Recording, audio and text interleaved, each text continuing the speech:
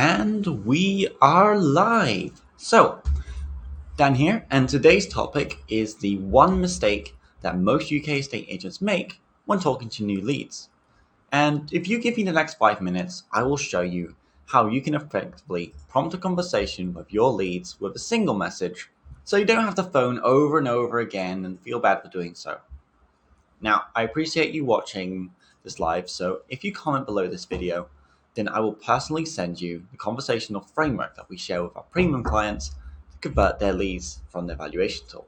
Now, my name is Dan, and you've most likely seen me with Tina as the Tina and Dan team. Now, we help UK estate agents and other business owners with their marketing to bring in more leads and to actually convert them. And recently, we've been helping lots of estate agents and business owners with video. Now, today's topic is following up with your leads, for example, from instant valuation tools and seller's guides. And I know that a lot of estate agents in the UK right now are actually bringing in these names, emails, and phone numbers, and then looking for a way to bring in more valuations, more instructions, which really is the lifeblood of your agency. And so what you really want to do is to have a process that leads into, from speaking to someone to actually helping them and booking a valuation based on that. What I often find happens is that lead generation is useful because it brings in people for you to speak to, but you need to have a really effective way of following up with your leads before you can expect any return on investment. It's like if you cannot convert the people that are coming through, as in the technical term, you can't expect your money back because you're not going to get any valuation. So this is quite an important topic. Now, the first thing I always look at when I'm speaking with someone and they say, I'm not able to turn my leads into valuations, I'm not able to speak with them, or they don't speak to me. There's lots of different situations, but the first thing I look at is, are your follow-up messages for the benefit of your lead? When you are following up with someone, are you giving something that they want?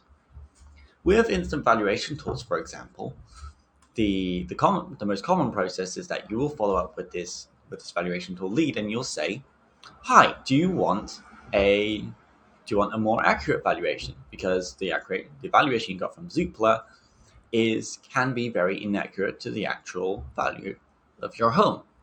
And so most valuation tools, and then of course there are seller's guides on the side, will actually come with a script like this. But what we also have to do is we need to make sure our message is for the benefit of the lead.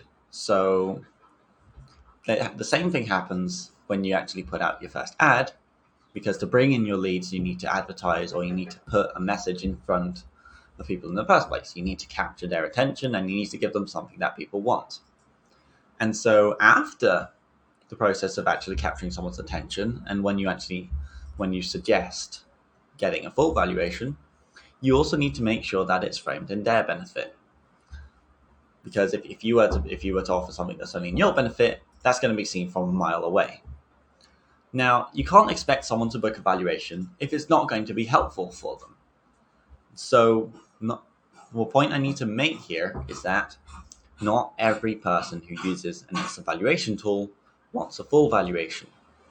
But if you can get into a conversation with this person and see what the problem is, then you're much more likely to be able to help them in a particular way. For example, they might not need a full evaluation of their property, but they might be looking for some more information about mortgages and so on. And so you don't really want to burn bridges. You don't want to call them up and Sergeant Major, "Hello, you used our valuation tool. Would you like a full valuation of your property?" And another thing you want to watch out for is, bombarding people with messages. You want to make sure that you're sending just a couple messages and make them really effective and enticing, just like the ad you put out to get valuation tool leads in. So, for example, if after valuation tool leads comes in, you prepare an email that goes something like this: "Hi, Bob, user of the valuation tool. I've noticed that you've just entered your details onto Zoopla's valuation tool. Now, I'm going to let you know that the Zoopla's valuation tool is rather inaccurate because it wants to account for the different, states of, the different values of what is inside the property. It has done its best, but it's not going to be fully accurate. Would you like me to make a more accurate comparison based on the properties in the area that have recently sold? And that's one way that you can actually frame it in their benefit, so that you can actually start a conversation. And then if they reply saying, "Yeah, I'd love that," in that case, you can carry on. You can perform a desktop valuation, make it a bit more accurate. Talk to them about the value of their property, say what's the occasion for selling, and then just continue from there. Because what you really need to do is just prompt a conversation with someone. Now, Tina and I recently talked with an ex-estate agent, and she shared her side of the story with me. When she was actually bringing in leads with a valuation tool, what would happen is whenever someone requested a valuation of their property, for example on Zoopla, they would get bombarded a few minutes after they had put in the instant valuation, regardless of whether they were available to pick up the calls or not. And then that would kind of give, almost a prejudice, or like it would put your guard up against picking up the phone. And that's what I see so many estate agents do. And so it contributes to this kind of rejection. It doesn't help with actually having a conversation with the valuation tool lead. And so instead of constantly hounding her leads, what she did was the email method that I mentioned above. And what you can automate these messages to your seller leads as they come through. But one thing I'm going to suggest you do is that you take the time to write these messages yourself.